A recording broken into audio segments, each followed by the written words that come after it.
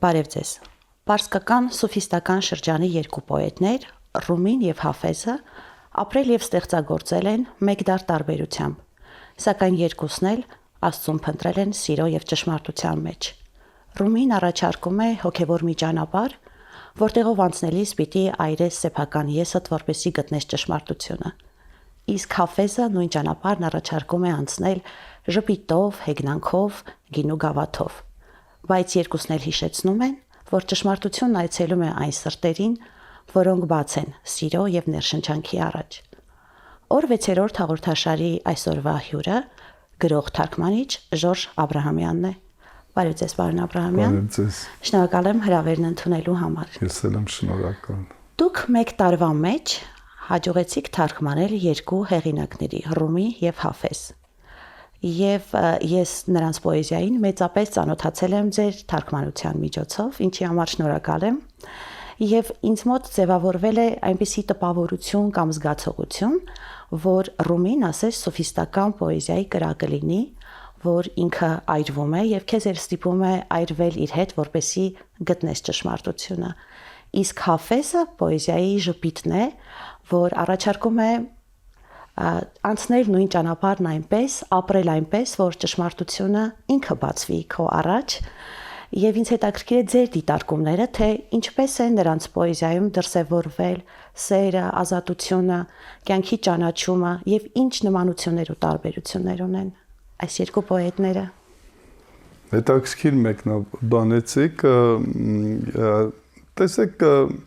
տարբերությունները իհարկե բնականաբար շատ են, ասացիք արդեն, տարբեր դարաշրջաններում են եղել, տարբեր ժամանակաշրջաններում եւ տեսեք օրինակ մեկը եղել է Ռումին եղել է մոնղոլների հարձակման ժամանակ, Հաֆեզ եղել է ուրիշ տիրապետության օրոք սելջուկների, մի խոսքով տարբեր ժամանակաշրջաններ են ապրել, չգիտեմ ճիշտ ասես, սպային սելջուկների, թե ոչ, բայց դա ասածս այն է, որ բնականաբար երկու տարբեր ճյուղեր են նրանով հանդերձ, որ շատ նմանություններ կան նրանց մեջ։ Այստեղ տարբերությունը այսպես է, որ Հաֆեզի համար նպատակը սեր է, ինքը ասում է ամեն ինչ հանուն սիրո։ Այսինքն այնտեղ շատ գեղեցիկ խոսք ունի, սեդայի սոխանեշ նադիդամ խոշտար, սիրուց ավելի գեղեցիկ խոսք չտեսա այս աշխարհում, չլսեցի այս աշխարհում։ Սակայն Ռումին սերը համարում է միջոց այն բացարձակ ճշմարտության հասնելու համար։ Սակայն, ինչպես ասացի, Հաֆեզի համար սեր արդեն իսկ նպատակը, արդեն այն գագաթնակետն է, որի համար կարելի է ապրել։ Հաֆեզը շատ, տեսեք, պատկերացրեք Ռումին միայն իր գազելները հասնում են 5000-ի։ Իսկ Հաֆեզ իր ամբողջ կյանքում 50 տարվա ընթացքում գրել է ընդամենը 500 գազել։ Հաֆեզը միտքը իր յուրաքանչյուր բառի համար պատասխանատու է եղել եւ մտածել է եւ ինչպես ասում են մտքի բան, ասել ինքը պետք է դու ամեն նախադասությունը, ամեն բառը կարդալիս պետք է խորանաս, որովհետեւ ինքը անընդհատ փոխաբերական իմաստների մեջ է իր յուրաքանչյուր տողը։ Բայց պատճառը նա է, որ Ռումին իր մեծ մասամբ գազալները շատ էքստազ, շատ վերացած վիճակում է գրել, նա նույնիսկ պարելով է գրել, այն սամա, որ ասում են անընդհատ պտույտ, նույնիսկ ինքը ասել է եւ գրի են առել իր աշակերտները։ Ես կուզեի այդ պտույտից խոսել, առասպել կա դրա հետ կապված, որ Ռումին անցնում էր շուկայով եւ լսեց ոսկերչի մուրճի թքթքոցը եւ այդ ձայնը իր ներսում դարձավ ռիթմ եւ երաժշտություն եւ ստիպեց նրան պարել, պտտվելով իր սեփական առանցքի շուրջը, ինչպես մոլորակներն են արևի շուրջ պտտվում, եւ դա դարձավ պարսկական մշակույթի անքակտերի մասերից մեկը։ Այդ բարից պատմեք եւ ինչպես դարձավ դա արդեն մշակույթի մաս,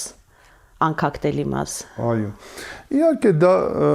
ուրեմն մի տարբերակն է սամայի, բայց սաման նաեւ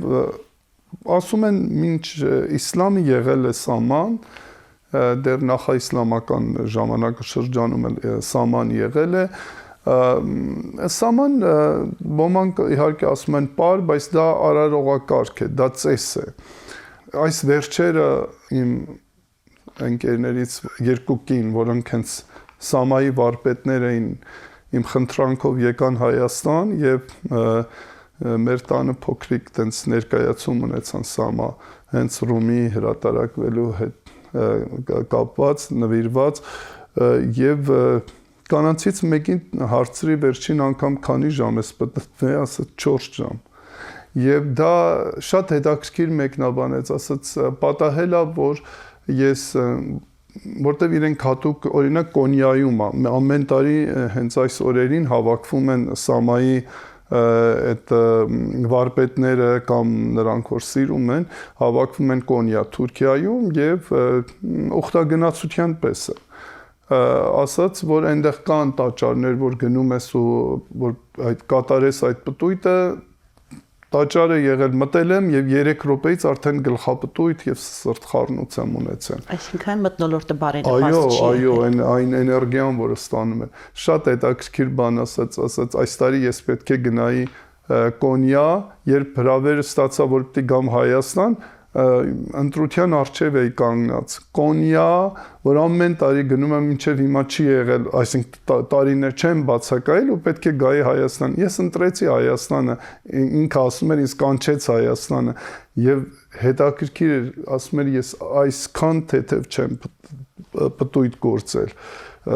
Անընդհատ ինքը պտույտ էր գործում, որտեվ այնտեղ կային երաժիշտներ նաև, որը Ռումի ստեղծագործությունների վրա երգում եւ ինքը ասում էր շատ թեթև է ինձ զգում եւ այդ էներգիան ստանում է։ Ամեն դեպքում դա ինչ որ ձևով այդ պտույտը դե արևի խորհրդանիշ է, պտույտը որովհետեւ տենց ինքը պտույտի իմաստն է, որ այնքան պտույտ ես գործում, ինչեւ հասնում ես կատարելության, այնտեղ ոչ մի անկյուն չկա պտույտի մեջ, ինքդ քո շուրջ ես պտույտ գործում եւ այդ շրջագիծը ինքը ըստ իրա արդարության, արևի, ջերմության խորհրդանիշ է։ Եվ դա եղել է նույնիսկ այն ժամանակ, երբ մարդը դեռևս բնություն է պաշտել եւ սակայն Ռումի օրոք այդ ավելի ծավալվեց, այսօր դարձել է շատ մեծ կարևոր ծես եւ այո, Ռումին հենց որ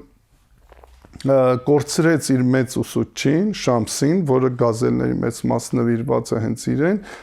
սկսեց այդ Սամային դիմել եւ ասում են թողեց դաս, թողեց, որտեղ ինքը նաև դասավանդում էր եւ ժամերով տրվում էր այդ Սամային ինքն իրենից բարձրանալով։ Իսկ կա տարբերություն, թե ով է ապարում, կին թե տղամարդ, որովհետև ինձ գոնե այդ բարի մասին հայտնի է Ռումիից, եւ Ռումին ապարում էր, երբ բարերը այլևս չէին բավում։ Միշտ են ապարել թե կանայք, թե տղամարդիկ, թե ինչ որ պահից նաեւ կանայք են ներգրավել այդ ծիսակարգում։ Սկզբում միայն տղամարդիկ են եղել, հետագային են կանայք միացել, երևի ավելի մեր ժամանակաշրջանում, բայց սկզբում, որտեղ անգամ այդ հակու կապը դե ինքը այնպեսի կտորից է սպիտակ, որը պետք է բարձրանա, ասենք պտույտի ժամանակ ինքը նաև պետք է շրջագծի պես լինի եւ ասեմ, որ սպիտակ է կտորը, որովհետեւ Ռումի ամբողջ գաղափարի այդ կետը անեանալ, չլինել, ես չկամել, ինչ կա նա է։ Եվ այդ սպիտակ հագուստը այդ բանի խորհրդանիշն է, էլի մահացածին, որ այդ պատանքի մեջ փաթաթում են, դա այսինքն ես արդեն էլ չկամ։ Եվ ուրեմն ասում են Ռումին մի շատ հետաքրքիր բանաստեղծություն է, ասում իր սանը աշակերտը գնում է դուրը թակում է սիրո այն բարձրյալի, ասում է ով է, ասում է ես եմ, ասում է գնա, դու դեռ չես կարող մտնել, գնում է, կարդում է, սովորում է, ուսումնասիրում է, վերադառնում է, դուրը թակում է, ասում է ով է, ասում է դու ես, ասում է դե ներս արի, այսինքն դու պետք է հասնես այդ մակարդակի, որ դու էլ չկաս, եւ Սամայի գաղափարը հենց դա է, ես ես բերանում եմ, ես այլևս չկամ,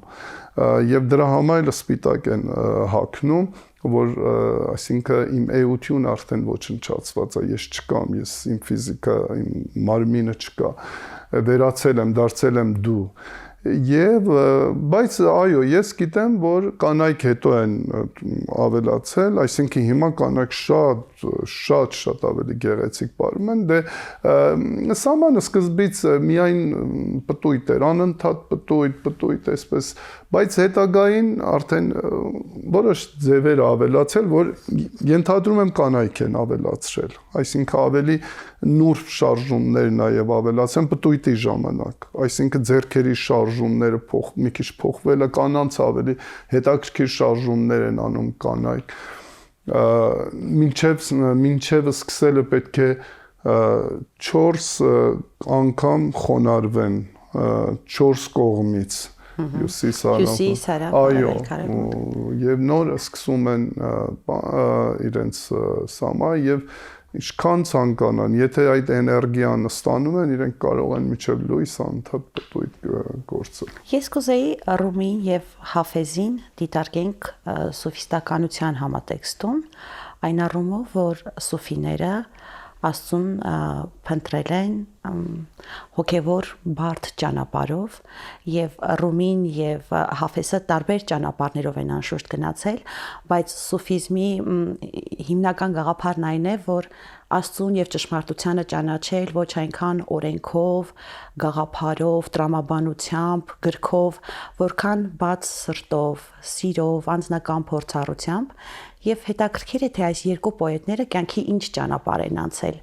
ինչ փորձառություններ են նրանց հետ պատահել, ինչ ուսուցիչներ են ունեցել, ինչ կորուստներ, ինչ սերեր, ինչպիսի ընտանիքներում են մեծացել, ինչ կյանք են ունեցել։ Այո։ Տեսեք, ես ասեմ Հաֆեզը շատ Իրանում երևի տուն չկա, որտեղ չունենա չլինի այնտեղ Հաֆեզի գիրք, չկա, այդպեսի բան բացառվում է։ Հաֆեզը սրբություն է։ Ինչքան էլ որ Ռումին այդքան վեհ է, ինչպես ասում են, եւ իսկապես շատ վեհ գաղափարներ բերեց իրանական գրականություն եւ կյանք, եւ ասես ավելի նեղ ճանապարհներով է տանում։ Այո, Ռումին պիտի շատ կարդալ։ Ռումին ոչ կարդում են իրանցիները շատ պոետիկ մարդիկ են, պոետ սիրող մարդիկ են, բայց Հաֆեզը շատ է, ինչպես իրանք են ասում, մերոնքական է, Հաֆեզը խոսում է, այդ բոլորը ինքը կարող ասի, բայց Հաֆեզ իր ժամանակին շատ մեծ քննադատ է եղել, քաղաքական գործիչ է եղել, վարք ու բարքերին է քննադատել, շահերի, մոլլաների, բավականին, այսինքն ինքը սուր հայացքներ է ունեցել, եւ հայացքներ ունի, որ այսօր էլ նրանք բանը, այսինքն ժամանակակից են։ Ինչ հայացքներ են, որ այսօր էլ արդի են։ Օրինակ, ամեն որ ասում է, այս քուրձը, որ դուք հագել եք, մոլլաներին ասում, մի կոպեկ էլ չարժե, որովհետև դուք ինքը գիտեք երկերեսանության դեմ էր միշտ։ Տեսեք Հաֆեզի հերոսը ամբողջ սկզբից մինչև վերջ Ռենդն է, Ռենդը ով է, Լոթին է, Լոթին քեֆ անում եւ ինքը շատ པարզ մարդ է, ինքը չի ձևացնում, ինքը քաղքենի չի եւ ամենտեղ ինքը Ռենդի հետ, այդ Լոթիի հետ շարժվում է եւ ասում է Լոթին եւ ինքը Լոթին բոլոր շահերից եւ բոլոր այդ հոգեվոր բարձրաստիճան հոգեվորականներից ավելի վեր է դասում, որտեղ ասում է Լոթին հենց այն է ինչ որ կա, ոչ մի բան ինքը չի ձևացնում, ինքը ապրում է եւ ինքը ցուցադրում է իրեն այնպես ինչպես որ կա, քեզ դուր է գալիս, թե դուր չի գալիս, դա քո գործն է։ Այդտեղից սկսում է այդ Ռենդի միջոցով, այդ Լոթիի միջոցով Հաֆեզը սկսում է պայքարել հասարակական բարքերի հետ, երկերեսանության հետ, դեմա պայքարում, ցուցամոլություն, այո, եւ ամբողջ այդտեղ իր խորհրդանիշը Լոթին է։ Եվ մի հետաքրքիր բան ասեմ, ես վստահ եմ, որ շատ հետաքրքիր կլինի։ Իրանում պոեզիան, տեսեք, իզուր չի, որ այսքան պոետ ունեն։ Մի օր մի արտասահմանցի յուր ինձ հետ Շիրազում քայլում էր, Հասանք Հաֆեզի դամբարանի մոտ։ Մի թութակ եւ լիքը թուղթեր մեջը բերեց, ասաց խնդրում եմ գնեք ինձանից։ Երբ գնում բան է իրանում, գումար էր տալիս, այդ թութակը մի հատ թուղթ վեր հանում էր տեղից եւ տալիս էր քեզ, այնտեղ շատ կան տես բաներ։ Ու դու արդեն Հաֆեզի գազելն է եւ տակը, որտեվ Հաֆեզը նաեւ այնքան սիրվեց, որ բախտ են գուշակում իրենով։ Ու այդ թուղթի մեջ քո այդ օրվա հիմա բախտն է գուշակում։ Արտասահմանցի յուրը ասաց, «Սա ինչ է», ասեց, «Սա այսպես, փաստորեն Իրանում պոեզիա են վաճառում»։ Ես ինչ է դա քրքիր բանը։ Ես այսքան աշխարհը բան եմ եկել, բայց պոեզիա չեմ գնել։ Ես առաջին տեղն է, որ պոեզիա են վաճառում քեզ։ Վարկյանում։ Եվ վարկյանի համար։ Այո, հենց այդ վարկյան դու պոեզիա ես, այսինքն այդ փոքրիկ աղջիկը ինչ վաճառեց մեզ պոեզիա։ Ու լիքը տենց ջահելներ, աղջիկներ, տղաներ քեզ պոեզիա են վաճառում։ Պատկերացրեք, եւ դա ոչ միայն տուրիստների համար, այլ ամբողջ իրենց կյանքը այդպես է։ Մի օր էլի նորից դες դեպք պատահեց, մենք տաքսու միջով էինք մեր հայ ընկերներից ու նույն տաքսով վարորդը ասա մի րոպե այստեղ պահեմ, գնաց Հաֆեզի դամբարանի մոտ, աղոթեց ու նորից եկավ նստեց ու մենք շարունակեցինք։ Այսինքն ինքը շատ զարմացավ, որտեղ դա իսկապես իրենց պոեզիան ոչ թե բեմա, ոչ թե արտասանությունն է, ասմունքա, այլ իրենց ամբողջ օրվա հոգևոր սնունդն է, որով սնվում են։ Հատկապես ես ինչու հատկապես Ռումին թարգմանեցի եւ դրանից առաջ Հաֆեզը, որտեղ ես հավատացած եմ, որ 21-րդ դարում մեզ խիստ պետք է պոեզիան։ Մենք շատ ենք հեռացել պոեզիայից։ Մենք շատ ենք հեռացել այնպիսի այդ պոետիկ իրավիճակներից, որ հոգիդ թեթևանում է, հանգստանում է։ Երեք գիշեր մի աղջիկ գրել է շնորհակալ եմ Ռումի համար, ասում է ինչ, ասում է խցանումների մեջ բացում, ավտոբուսի մեջ կարդում եմ ու հոգիս թեթևանում։ Նույնը կասեի մեր պոեզիայի, մեր Սայաթնովան, մեր աշխուղական դպրոցը, մեր լավ բանաստեղծներ, նրանք պետք է նորից վերհանել, կարդալ, որտեղ ինձ թվում է մենք շատ ենք, մենք պետք է ավելի պոետիկ դառնանք, պետք է այս թոհուբոյի մեջ մեկ-մեկ սենց բացենք ու կարդանք Ռումի, Հաֆեզ, ինչու ոչ Նարեկացի, ինչու ոչ Սայաթնովա, ինչու ոչ Գուսան Աշոտ, որտեղ իրենք բոլորը մեկը բոլորի նպատակը մեկը սեր, սեր են կարոզում բոլորն էլ ու ինչա մեզ պետք այսօր բացի սիրուց։ Դուք Սայաթնովային հիշատակեցիք մեծ սիրերգուին եւ շատ տարբեր խոսակցություններ կան թե ով էր նրա սիրելի կինը, մեկ թագուհի է, մեկ արքայադուստր է, մեկ այդ երկուսից ոչ մեկը իր կինն էր եւ այլն, ով էր Հաֆեզի սրտի տիրուհին, ով էր նրա սիրուհին, ում այդպես շքեղ։ Նախ ասեմ, որ Սայաթնովան շատ է սիրել Հաֆեզ, այնքան է սիրել, որ գազելի այդ ոճը Սայաթնովան պարսկերեն գիտեր, Հաֆեզ էր կարդացել եւ գազելի այդ ոճը, որ Հաֆեզն էր, Հաֆեզի այսպես այսինքն ձևն էր միտք արտահայտելու, Սայաթնովան Հաֆեզից ազդված ներմուծեց նաեւ հայ գրականություն։ Իսկ Հաֆեզը շատ դժբախտ կյանք է ունեցել։ Ուներ շատ սիրահարվում է մի աղջկան Շախենաբադ անունով, այդ աղջիկ շատ շուտ է, իր կինը շատ շուտ է մահանում։ Երևի մի 25-28 տարեկանում Շախենաբադ մահանում է։ Իր որդին Հնդկաստանի ճանապարհին է զոհվում, դեպք է պատահում եւ սպանվում է իր որդին։ Հաֆեզը այլևս երբեք չի ամուսնանում։ Ասում են այնքան է սիրել Շախենաբադին, որ երբեք մինչև մահ չի ամուսնանում։ Եվ հետաքրքիր բան ասեմ, Հաֆեզը այն շատ եզակի դեմքերից է, որ ինքը Շիրազից երբեք դուրս չի եկել, ամբողջ կյանք Շիրազում է մնացել։ Եվ իսկ Ռումին ճիշտ հակառակը, Ռումին այո ծնվել է Բալխում, Բալխը հիմիկվա Աֆղանստանն է, որը Իրանի մաս էր կազմում հետո գնացել է Բաղդադ, Բաղդադից հետո ընտանիքով իհարկե, վերջում գնացել է Թուրքիա, Թուրքիայի մի քաղաքից վերջում Կոնիա է գնացել, իհարկե դա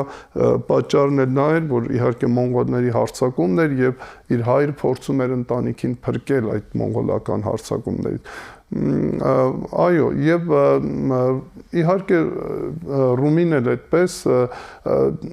ունեցել է կին երեխաներ, բայց Ռումիի կյանքը փոխեց տակն ու վրա արա Շամսը։ Իր ուսուցիչը։ Այ իր ուսուցիչը։ Ռումին, երբ իր հայրը մահացավ, մեծ ուսուցիչ էր, խնդրեցին իր աշակերտները, ասում են մոտ 500 աշակերտ է ունեցել, խնդրեցին, որ շարունակի իր հոր գործը։ Ռումին տարիներ գնում է սովորելու, որպեսզի կրոնապետ դառնա, փիլիսոփա դառնա, իմաստաբան դառնա, որ կարողանա աշակերտներին դասաման։ Սկսում է դասավանդել եւ շատ պատահաբար մի օր լսում է ինչ որ մի դերվիշի պես մարդ եկել է Կոնիա։ Հետաքրքրում է նրան։ Առաջին անգամ որ հանդիպում է այդ մարդու այդ խարիզման արդեն գրավում է Ռումին։ Ռումինը սկսում է իր հետ շփվել։ Շամսը իրեն ասում է. «Ինչ որ սովորել ես, ինչ գիրք շպրտի մի կողմ եւ դու նորից պետք է սկսես»։ Եվ այդտեղից ինքը Շամսը թողնում է այդ բոլոր դասերը արդեն եւ միայն տրվում է Շամսին եւ Շամսը նոր դասեր է տալիս կյանքի իրան։ Շամսը եթե չլիներ Ռումին չէր լինի, Ռումիի կյանքը վերափոխում է, նոր իմաստ է տալիս նրա կյանքին։ Իզուր չի, որ հենց իր գազելները գրվում են երբ Շամսին հետ հանդիպելու ժամանակ եւ ավելի հետաքրքիր գազելները գրում են Շամսի մահից հետո, որտեղ այնքան են ատում Ռումի աշակերտները նրան, որ մի անգամ սպառնում են, որ կսպանեն նրան, մահվան են սպառնում են նրան, ինքը թողնում է Կոնիան գնում է, Շամսը Ռումին խնդրում է, որ վերադառնա, տղան գնում է իրեն հետ է բերում, երկրորդ անգամ էլի այդ ատելությունը խանդում էին, այսինքն խանդում էին, այո, շատ էին խանդում։ Երկրորդ անգամ արդեն Շամսը գնում է եւ այլևս չի վերադառնում եւ ոչ ոք չգիտի Շամսը սպանվում է թե ինչա պատահում, էլ երբեք Ռումին Շամսին երկրորդ անգամ երբ գնում է այլևս չի հանդիպում։ Դրանից հետո է սկսում այդ Սամայի իրավիճակը, Շամսի Ռումի ամենագեղեցիկ գազելները այդ մահից հետո այդ կարոտի արդյունքում է գրվում եւ ես գրքում վերջում ինչպես բոլոր գազելները սովորաբար բանաստեղծները իրենց անունն են տալիս, ինչպես Սայաթ Նովան կամ Հաֆեզը, բայց բոլոր գազելների վերջում Շամսի անունն է եւ իզուր չի, որ գազելների ժողովածուի անունը Ռումինը չի կոչվում Ռումի ժողովածու, այլ կոչվում է Շամսի ժողովածու։ Անգամ ինքը Շամսի անունով ժողովածուն հրատարակեց, այն ձեռագիր էր դա այն ժամանակ։ Այսինքն այդքան բան է եղել, այո, ուժեղ այո, կապվածություն է եղել եւ առաջարկում եմ ուղղակի կարդան մարդիկ, որտեղ իսկապես դա Ռումին այնքան հետաքրքիր անձնավորդ է, որ մեր անգամ ռոք երգիչ Սերժ Թանգյան իր որդու անունը Ռումի է դրել եւ վերջերս մի երգ կլիպ նկարեց հենց Ռումի անունով եւ տղային է նվիրված եւ վերջում դες գալիս է խոսում է իր տղային եւ հետո անցում է կատարում դեպի իսկական Ռումին եւ այդքան Եվրոպայում իհարկե մեծ հիմա այո Ռումին հիմա ամենաշատ ընթերցվող գրքերից է, ինձ թվում է այսօր մարդիկ իրոք պետք ունեն նման գաղափարների, նման հետաքրքիր, այսինքն իմաստուն խոսքերի։ Եթե ստիպված լինեիք այս երկու պոետներից ընտրել մեկական գոհար, այսինքն մեկական բանաստեղծություն, իբրև լավագույնը կամ ձեր սրտին ամենամոտը, որոնք կլինեին դրանք։ Պիտի կարդամ։ Կարդացեք։ Ճիշտն ասած, այնքան դժվար էր, երբ մտածում եմ հարցի մասին, որովհետև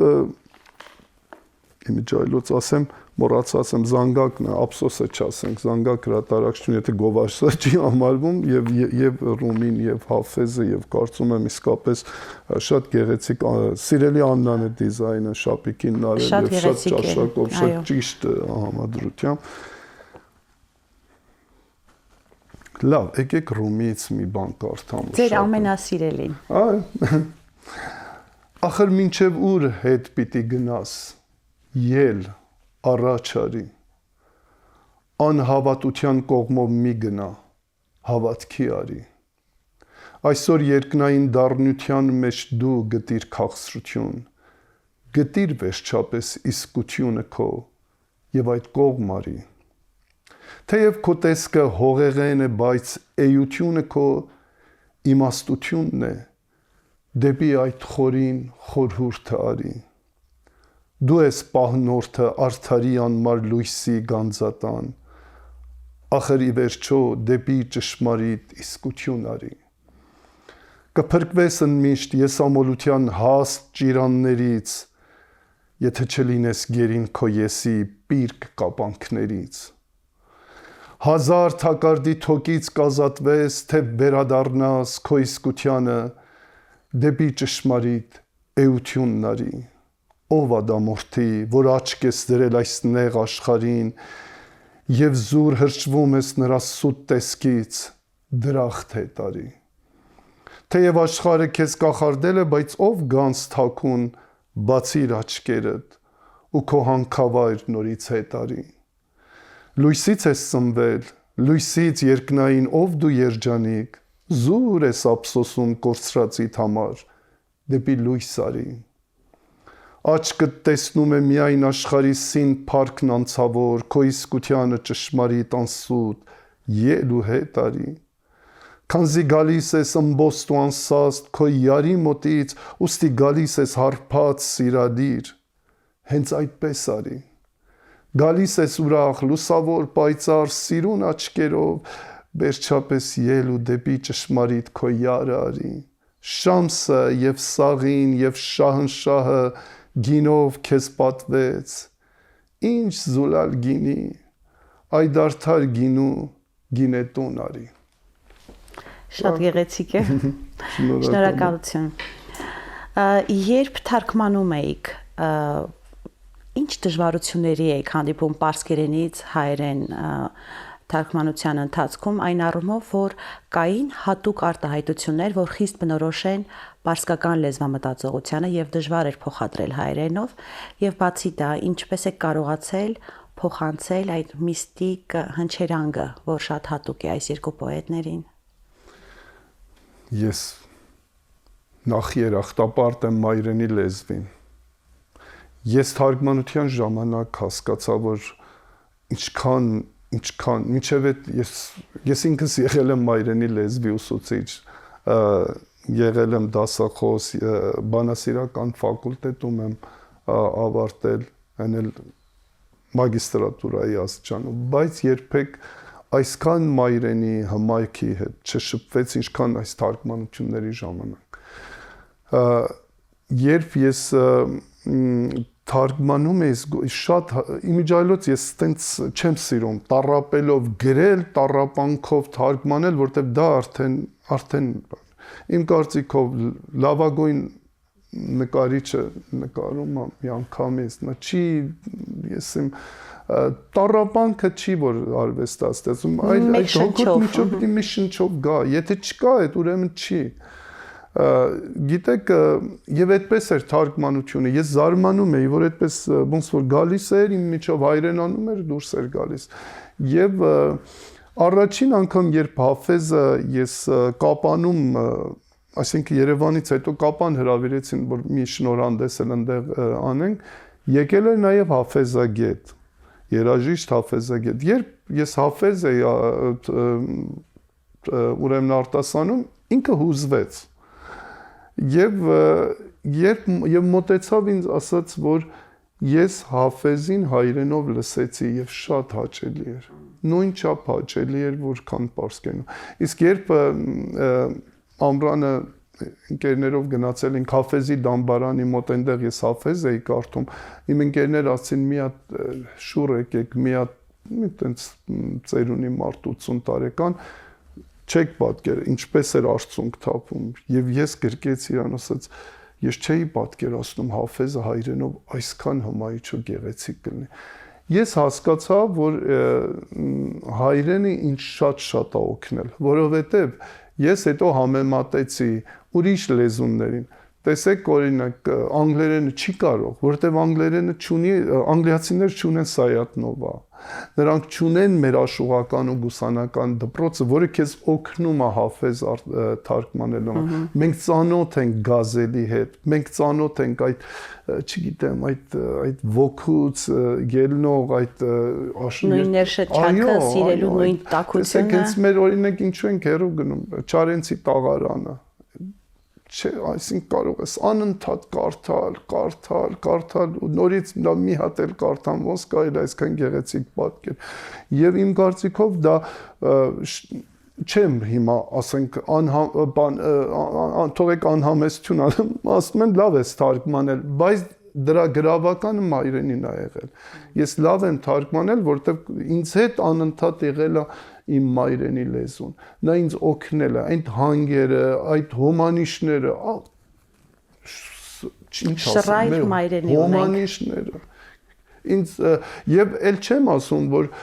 առաջին շնորհանդեսը Հաֆեզինը, պարոն Դավիթ Գյուրջինյանը բառերը ինքը գրեց եւ ասաց սա նորություն է մեր մայրենի։ Ես չեմ իմացել, նույնիսկ չեմ իմացել, որ ես բառ եմ հորինել։ Այսինքն ես շատ մտածել եմ այդպես պետք է լինի։ Եւ բառեր, որոնք դե պարտավոր էի թարգմանել, օրինակ Հաֆեզը եւ Ռումին եւ մյուսները Հիսուսին միշտ կովերքել են։ Իմիջայլոց ասեմ, պարսիկ գրականության մեջ, պարսից պոեզիայի մեջ Հիսուսից վեր կերպար չկա։ Նա բարության, խաղաղության, համերաշխության խորհրդանիշ է։ Եվ Հիսուսաշունչ։ Այսինքն ասում եմ, կարող եմ մի փոքրիկ բան։